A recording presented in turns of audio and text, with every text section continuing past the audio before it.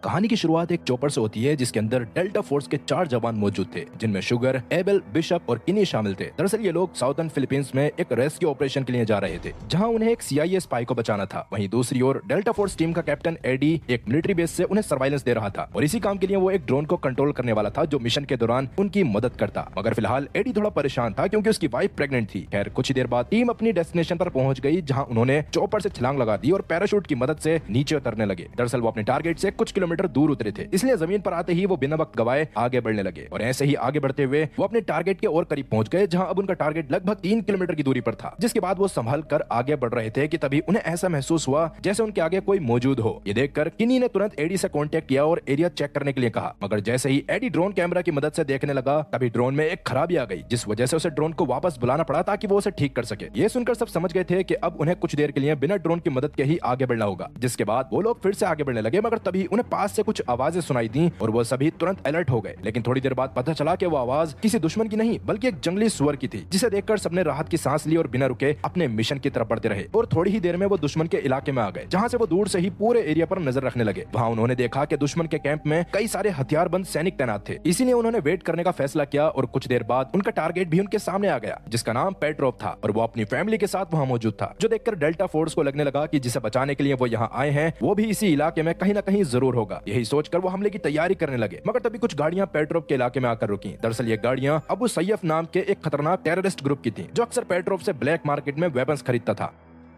वहीं दूसरी ओर एडी ने ड्रोन फिक्स करके दोबारा से भेज दिया। इसके बाद उसने किनी से कांटेक्ट किया और उसकी लोकेशन मांगी। इस बीच अबू सयाफ का खास आदमी हाशमी पेट्रोव से मिलता है और दोनों एक दूसरे से काफी अच्छे तरीके से बात करने लगते हैं, मगर वहाँ का माहौल अचानक बदलने लगता है और ऐसे लगने लगता है जैसे कुछ बहुत गलत होने वाला हो। ये सब डेल्टा फोर्स भी दूर से देख रही थी, मगर फिलहाल उनके पास इंतजार के अलावा कोई ऑप्शन नहीं था। लेकिन तभी हाशमी के आदमियों ने अचानक पेट्रोव के गार्ड्स को मार दिया और पेट्रोव को बंदी बना लिया। इतना ही नहीं, उन्होंने पेट्रोव के सामने ही उसकी वाइफ का गला काट दिया, जिसे देखकर डेल्टा फोर्स भी हैरान रह गई। इसके बाद हाशमी अब पेट्रोव के बेटे को भी मारने वाला था, जो देखकर शुगर खुद को रोक नहीं पाया और वह किसी भी कीमत पर उस बच्चे को बचाना चाहता था। इसलिए दुश्मनों का ध्यान भटकाने के लिए किनी ने एडी को मिसाइल स्ट्राइक करने का ऑर्डर दिया, जिसके अगले ही पल एडी ने ड्रोन से एक मिसाइल फायर कर दी। मगर प्रॉब्लम यह थी कि मिसाइल को टारगेट तक पहुंचने में लगभग 30 सेकंड लगने वाले थे और डेल्टा फोर्स के पास इतना वक्त नहीं था, क्योंकि हाशमी किसी भी पल उस बच्चे को मार सकता था। इसलिए मिसाइल का इंतजार करने की बजाय डेल्टा फोर्स ने तुरंत ओपन फायर कर दिया और देखते ही देखते पूरे इलाके में अफरा तफरी मच गई। इसी मौके का फायदा उठाकर वो बच्चा अपनी मेट के साथ वहां से भाग निकला, मगर अब टेररिस्ट को पता चल चुका था कि उनके ऊपर किसी ने हमला कर दिया है और थोड़ी ही देर में टेररिस्ट को डेल्टा फोर्स की टीम की लोकेशन का पता भी चल गया। जिसके बाद कई सारे टेररिस्ट उन्हें मारने के लिए उनकी तरफ बढ़ने लगे, मगर डेल्टा फोर्स अभी भी छुपी हुई थी और सही मौके का इंतजार कर रही थी। इसी बीच कुछ टेररिस्ट किनी के काफी करीब आ गए और वो उस पर हमला करते हैं कि इससे पहले ही उसके साथियों ने उन सबको मार गिराया। लेकिन प्रॉब्लम यह थी कि वहां और भी टेररिस्ट लगातार पहुंचते जा रहे थे, जिस वजह से सिचुएशन धीरे धीरे उनके कंट्रोल से बाहर जा रही थी। मगर इसके बावजूद डेल्टा फोर्स ने हार नहीं मानी और वह लगातार दुश्मनों पर गोलियां बरसाते रहे। इसी दौरान टेररिस्ट ने उन पर RPG से हमला करना शुरू कर दिया, जिससे लड़ाई और भी ज्यादा खतरनाक हो गई। तभी एक RPG हमले के दौरान अबेल बुरी तरह जख्मी हो गया और उसे गोली लग गई। ये देखकर शुगर ने तुरंत किनी से अबेल को कब्र देने के लिए कहा। किनी बिना देर किए अबेल के पास पहुंच गया और उसे संभालने लगा, मगर अबेल की हालत तेजी से खराब हो रही थी और कुछ ही पलों बाद उसने वहीं दम तोड़ दिया। ये सुनकर किनी को बहुत बड़ा झटका लगा। इसी बीच किनी थोड़ा आगे बढ़ा और उसने टेररिस्ट की लोकेशन देख ली जो RPG से हमला कर रहे थे। उसने तुरंत एडी को उनकी पोजीशन बता दी। ये जानकारी मिलते ही एडी ने तुरंत ड्रोन से उनकी तरफ एक मिसाइल फायर कर दी, मगर मिसाइल उन तक पहुंचती उससे पहले ही वो टेररिस्ट शुगर और बिशप को निशाना बना चुके थे और अगले ही पल शुगर और बिशप दोनों RPG के हमले में मारे गए, जो देखकर तो किनी पूरी तरह सुन रह गया।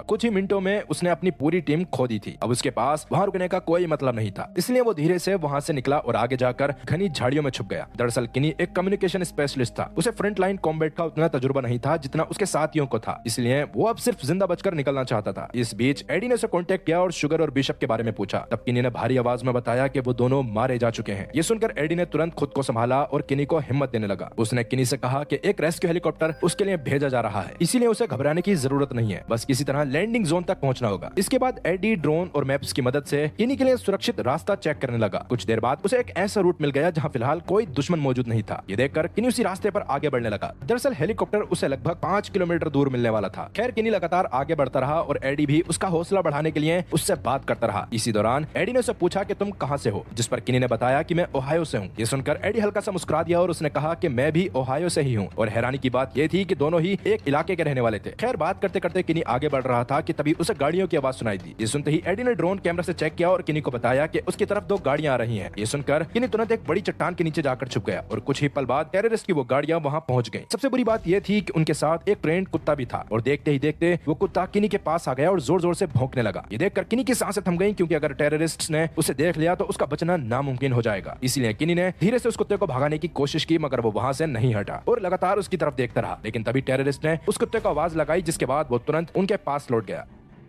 ये देखकर किनी ने राहत की सांस ली। खैर, इसके बाद किनी दोबारा अपने मिशन की तरफ बढ़ने लगा और ऐसे ही चलते चलते अंधेरा हो गया। कुछ देर बाद किनी लैंडिंग जोन पर पहुंच गया, जहां उसके लिए रेस्क्यू हेलीकॉप्टर भी आ चुका था। मगर इसी बीच टेररिस्ट को किनी की लोकेशन का पता चल चुका था, इसलिए उन्होंने लैंडिंग जोन पर चारों तरफ से हमला कर दिया और अगले ही पल हर तरफ गोलीबारी शुरू हो गई। हेलीकॉप्टर में मौजूद सोल्जर्स भी दुश्मन पर लगातार फायरिंग कर रहे थे और किनी को बचाने की कोशिश कर रहे थे। लेकिन तभी टेररिस्ट ने हेलीकॉप्टर पर आरपीजी से हमला कर दिया। लेकिन खुशकिस्मती से हेलीकॉप्टर उस हमले से बच गया, मगर अब उसका वहां रुकना बहुत खतरनाक था। इसलिए पायलट ने हेलीकॉप्टर को तुरंत वहां से हटा लिया, क्योंकि अगर वो कुछ और देर रुकता तो टेररिस्ट उसे गिरा सकते थे। ये देखकर एडी ने भी सिचुएशन को समझा और ड्रोन से मिसाइल स्ट्राइक कर दी। इस हमले में कई टेररिस्ट मारे गए, मगर वो लोग तादाद में बहुत ज्यादा थे। ये सब देखकर किनी थोड़ा घबरा गया, मगर फिलहाल एडी उसके साथ कांटेक्ट पर था और लगातार उसका हौसला बढ़ा रहा था। इसी वजह से किनी हिम्मत नहीं हारता और लगातार लड़ता रहता है। लेकिन तभी वहां और दुश्मन आ धमके और अब उन सबसे बचना किनी के लिए बहुत मुश्किल होता जा रहा था। इसी बीच किनी ने एडी से एक और मिसाइल स्ट्राइक की रिक्वेस्ट की, मगर एडी ने बताया कि ड्रोन में अब एक भी मिसाइल नहीं बची। ये सुनकर किनी की टेंशन और ज्यादा बढ़ गई। लेकिन तभी उनकी मदद के लिए एक फाइटर जेट वहां पहुंच गया और आते ही उस फाइटर जेट ने कई टेररिस्ट पर मिसाइल स्ट्राइक कर दी, जिससे दुश्मनों को भारी नुकसान हुआ। मगर अभी भी खतरा पूरी तरह टला नहीं था। इसलिए किनी ने एक और स्ट्राइक की मांग की और फाइटर जेट पायलट ने बिना देर किए एक और मिसाइल दाग दी। इस हमले के बाद बचे हुए कई टेररिस्ट भी मारे गए और फिलहाल के लिए पूरा इलाका शांत हो गया, जिसके बाद फाइटर जेट दोबारा बेस पर लौट गया। इस बीच किनी ने दोबारा एडी से कांटेक्ट किया और पूछा कि क्या कोई दूसरा लैंडिंग जोन मौजूद है, जिस पर एडी ने बताया कि एक और लैंडिंग जोन है, मगर उसके लिए उसे लगभग 2 किलोमीटर साउथ ईस्ट की तरफ जाना होगा। ये सुनकर किनी थोड़ा फ्रस्ट्रेटेड हो गया, क्योंकि उस रास्ते में उसे पहाड़ी इलाके से गुजरना पड़ता, मगर उसके पास कोई और ऑप्शन था भी तो नहीं, क्योंकि सबसे करीबी लैंडिंग जोन वही था। इसलिए किनी बिना वक्त गवाए उसी तरफ बढ़ने लगा।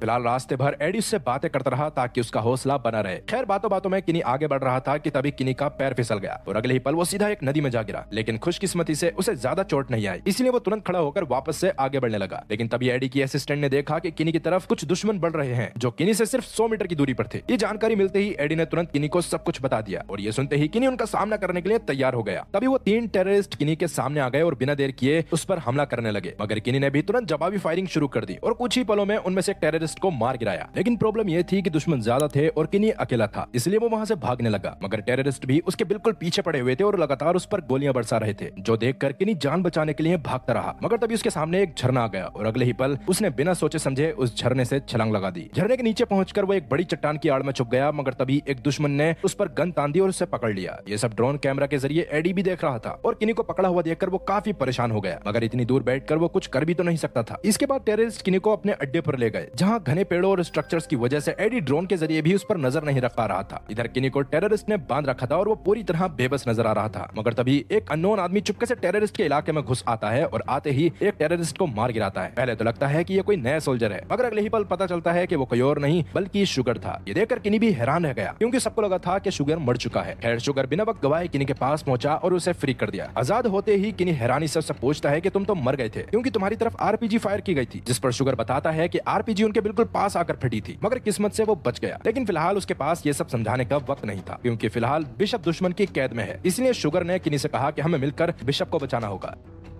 जो सुनकर किनी बिना सोचे समझे तैयार हो गया। जिसके बाद दोनों ने टेररिस्ट के अड्डे से वेपन्स और जरूरी सामान उठाया और बिशप की तलाश में आगे बढ़ने लगे। कुछ दूर जाने के बाद किनी ने सैटेलाइट फोन के जरिए एडी से कांटेक्ट किया, जहां उसने एडी को पूरी सिचुएशन के बारे में बताया और ये भी कहा कि शुगर जिंदा है। तब एडी ने तुरंत दोनों को वहीं रुकने के लिए कहा, क्योंकि रेस्क्यू टीम उनकी तरफ भेजी जा रही थी। लेकिन शुगर और किनी के पास इंतजार करने का वक्त नहीं था, इसलिए किनी ने साफ कह दिया कि वो लोग बिशप को बचाने जा रहे हैं। ये सुनकर एडी ने उसे रोकने की कोशिश की और कहा कि ये बहुत खतरनाक हो सकता है, मगर किनी नहीं माना और इसी बीच उन दोनों का सैटेलाइट से संपर्क टूट गया, जिस वजह से एडी को उनकी एग्जैक्ट लोकेशन पूछने का मौका भी नहीं मिला। खैर, इसके बाद शुगर और किनी दुश्मन के मेन बेस के पास पहुंच गए। यहाँ पहुंचकर दोनों ने मिलकर एक खतरनाक प्लान तैयार किया। दरअसल उनका प्लान था कि एडी हर 15 मिनट के अंदर एक मिसाइल स्ट्राइक करवाएगा। पहली 2 मिसाइल्स का मकसद सिर्फ दुश्मनों का ध्यान भटकाना था, जबकि तीसरी और आखिरी मिसाइल पूरे बेस को तबाह करने वाली थी। यानी लास्ट मिसाइल के गिरते ही पूरा टेररिस्ट बेस उड़ने वाला था और इसी बीच उन्हें बिशप को बचाकर वहां से निकलना भी था। प्लान तैयार करने के बाद किनी ने दोबारा एडी से कांटेक्ट किया और उसे पूरी बात समझाई। उसने एडी से कहा कि हर 15 मिनट में एक मिसाइल फायर करनी होगी और लास्ट मिसाइल से पहले पहले उन्हें बिशप को वहां से निकालना होगा। ये प्लान सुनने के बाद एडी मान गया। कन्फर्मेशन के लिए एडी ने एक बार फिर किनी से बात करने की कोशिश की, लेकिन तभी उनका कॉन्टैक्ट फिर से टूट गया। लेकिन इतनी ही बात में एडी समझ चुका था कि उसे क्या करना है। पर इसी बीच वहां कर्नल भी आ गया और उसने एडी से कहा कि तुम पिछले 10 घंटे से लगातार ड्यूटी पर हो और अब तुम्हें यहाँ से उठना पड़ेगा क्योंकि तुम्हारी शिफ्ट खत्म हो चुकी। लेकिन एडी ने साफ मना कर दिया और कहा कि वो यहाँ से तब तक नहीं उठने वाला जब तक ये मिशन पूरा नहीं हो जाता। ये सुनकर कर्नल काफी नाराज हो गया और उसने एडी को चेतावनी देते हुए तुरंत अपनी चेयर छोड़ने के लिए कहा, मगर एडी अब भी अपनी बात पर अड़ा हुआ था। दरअसल वो अपनी टीम को इस हालत में छोड़कर जाना नहीं चाहता था। इसी बहस के दौरान एडी ने गुस्से में कुछ ऐसी बातें कह दी जो कर्नल को बिल्कुल पसंद नहीं आई और इससे कर्नल का गुस्सा और भी बढ़ चुका था। उसने एडी से कहा कि अगर तुम अभी यहाँ से उठ जाओ तो मैं तुम्हारी बदतमीजी को नजरअंदाज कर दूंगा, लेकिन अगर तुमने और बहस की तो बात और बिगड़ सकती है। ये सुनकर एडी समझ गया कि अब उसके पास ज्यादा ऑप्शंस नहीं बचे हैं और आखिरकार भारी मन से उसे और उसके असिस्टेंट को कंट्रोल रूम छोड़ना पड़ा। लेकिन मिशन अभी भी जारी था, इसलिए एडी की जगह एक जूनियर ऑफिसर को मिशन संभालने के लिए बिठा दिया गया। जाने से पहले एडी उस जूनियर के पास गया और उससे कहा कि तुम्हें पता है ना किस वक्त क्या करना है। ये सुनकर जूनियर ऑफिसर ने हाँ में सर हिला दिया और मिशन की जिम्मेदारी अपने हाथ में ले ली। इधर दूसरी ओर किनी और शुगर लगातार दुश्मन के बेस की तरफ बढ़ रहे थे। कुछ देर बाद उनके सामने एक टेररिस्ट आ गया, मगर वो कुछ समझ पाता उससे पहले ही शुगर ने चुपके से उसके पास पहुंचकर उसे खत्म कर दिया। जिसके बाद दोनों धीरे धीरे एक घर के अंदर घुस गए, जहां उन्हें दो टेररिस्ट नजर आए जो आराम से बैठकर फुटबॉल मैच देख रहे थे। ये देखकर शुगर ने मौका देखा और पीछे से जाकर उसमें से एक टेररिस्ट को चाकू मार दिया, लेकिन दूसरा टेररिस्ट तुरंत खड़ा हो गया और शुगर से भिड़ गया। दोनों के बीच झड़प शुरू हो गई और इसी दौरान गलती से एक गोली चल गई। गोली की आवाज सुनते ही पास में मौजूद एक और टेररिस्ट भी वहां पहुंच गया और अब सिचुएशन पहले से ज्यादा खतरनाक हो चुकी थी। मगर शुगर और किनी ने बिना घबराए अपने अपने दुश्मन संभाल लिए और कुछ ही पलों में दोनों ने अपने सामने खड़े टेररिस्ट को मार गिराया। लेकिन उन्हें आगे बढ़ने का मौका मिलता इससे पहले ही एक हथियारबंद टेररिस्ट वहां आ गया और उन पर लगातार फायरिंग करने लगा। ये देखकर शुगर और किनी तुरंत कवर में चले गए, मगर तभी उस दुश्मन की गन जाम हो गई और इसी मौके का फायदा उठाकर शुगर और किनी ने उसे भी मार गिराया। खैर इसके बाद दोनों बेस के और अंदर बढ़ने लगे, मगर अब तक उनकी मौजूदगी का पता दुश्मनों को चल चुका था। इसीलिए कुछ ही देर में कई टेररिस्ट ने उन पर हमला बोल दिया, मगर वो डटकर उनके सामने खड़े रहे। लेकिन इस अफरा तफरी के दौरान शुगर को एक गोली लग गई थी, जिस वजह से वो बुरी तरह घायल हो गया था। मगर इतनी चोट लगने के बाद भी उसने हार नहीं मानी और इसी लड़ाई के बीच एक टेररिस्ट ने उनकी तरफ ग्रेनेड फेंक दिया, जिससे अगले ही पल एक जोरदार धमाका हुआ और उस ब्लास्ट की वजह से शुगर और किनी दोनों बेहोश हो गए। जब उनकी आंख खुली तो सब कुछ बदल चुका था। दरअसल टेररिस्ट ने उन दोनों को पकड़ लिया था